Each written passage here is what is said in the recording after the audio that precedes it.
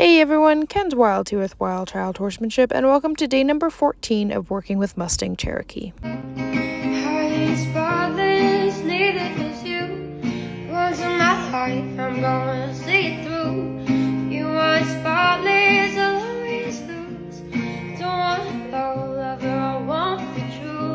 We're going to start the session by tacking up Cherokee. As discussed in previous episodes, I'm going to start doing all of his training while he has the saddle on his back, just so that he can continue to get accustomed to the saddle. He continues to grow positive associations with it and realizes that just because he's got this weird thing on his back doesn't mean that he's gonna die.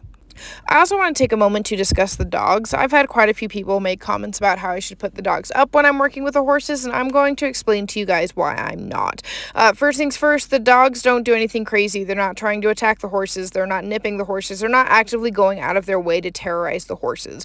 The most that they do is follow behind them, like you just saw right there, and typically they follow behind for a lap or two and then they wander off. Secondly, Cherokee is not being aggressive towards the dogs, okay? He's not going after them. He's not trying to stomp them into the ground. And thirdly, he's got to get used to them eventually. You know, I can't have a horse that's terrified of dogs. I can't have a horse that, thinks that they're a threat. And so, because my dogs are pretty well behaved, why not let Cherokee get used to them roaming around and doing their own thing? So, yes, I understand that it can be a safety risk when you have the dogs roaming around, but at the end of the day, they are not causing any extreme damage or extreme duress, and Cherokee's not afraid of them, and he's just got to get used to them at some point.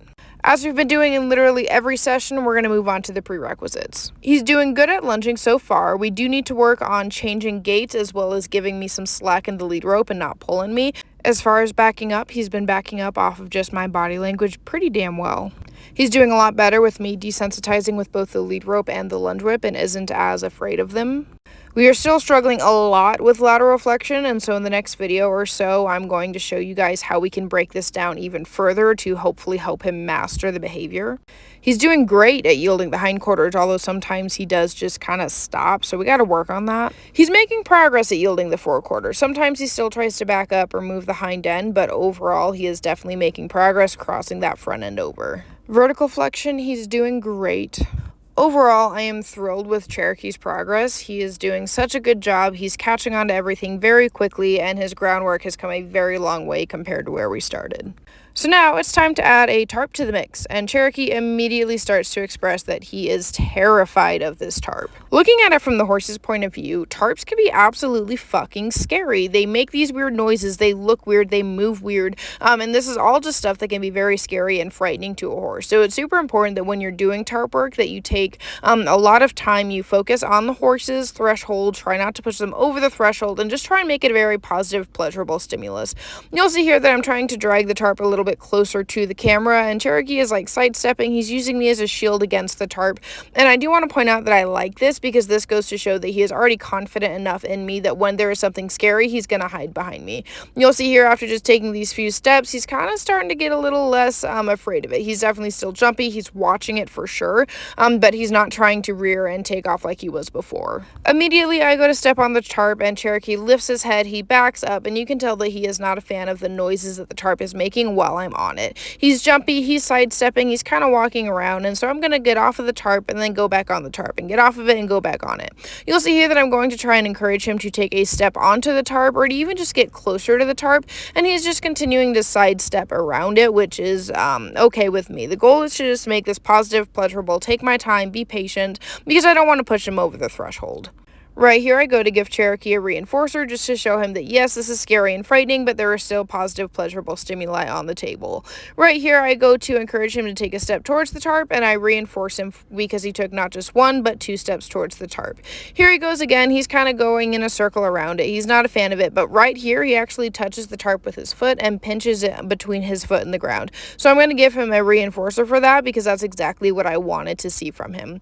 Here we are again. His front feet are still kind of on the tarp. They're making noises with the tarp, and here he just continues to go forward to step on it. And so I'm going to continue to reinforce all of these behaviors because he's already starting to realize that, yes, this tarp is scary. It makes weird noises, but he can step on it and it's not going to kill him, right? There's nothing that's going to eat him. It's not going to hurt him.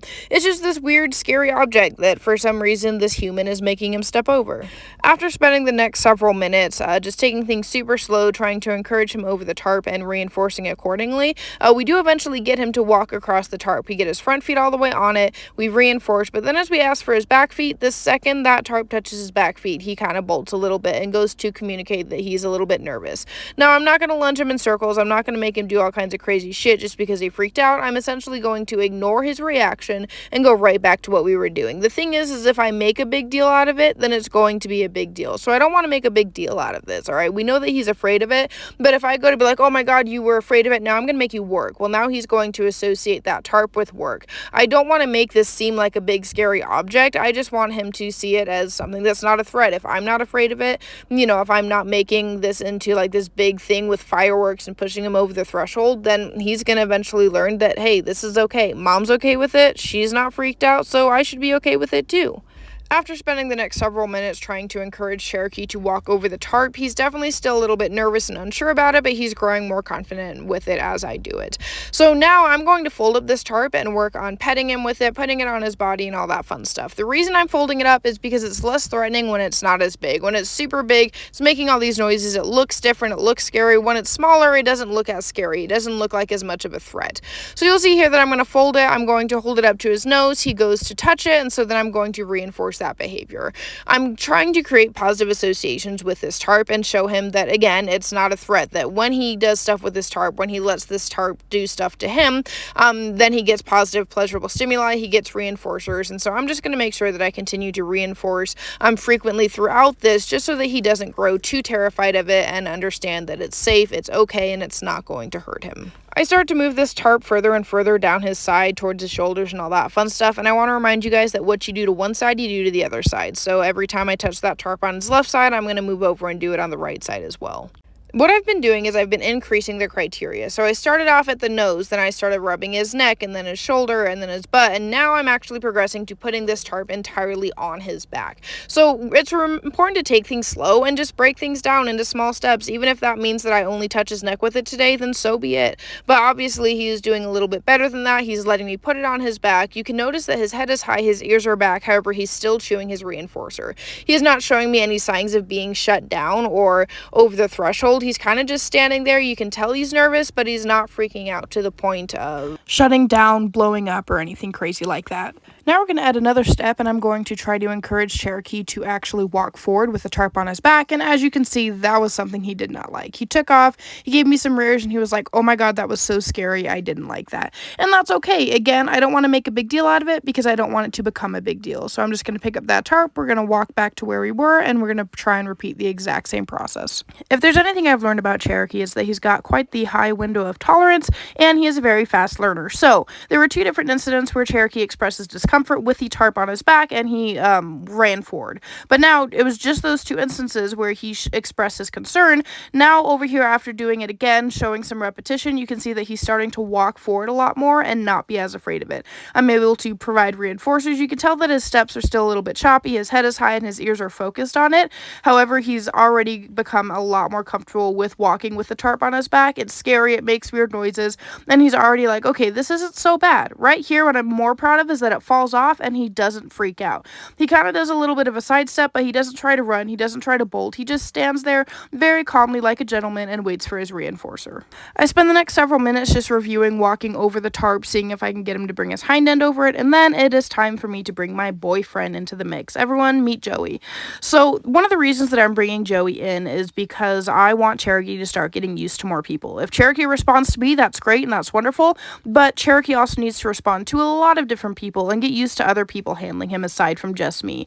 Joey is not the most experienced horse person on the face of the planet. We are definitely working on it. However, having him just lead Cherokee in circles, pet Cherokee, and show him that not everyone is a terrible person is just a really good step for Cherokee and his training. Before we close off this video, video, don't forget to go and check out our books. I've got 3 books on the shelf, and they are all on a variety of topics relating to horses.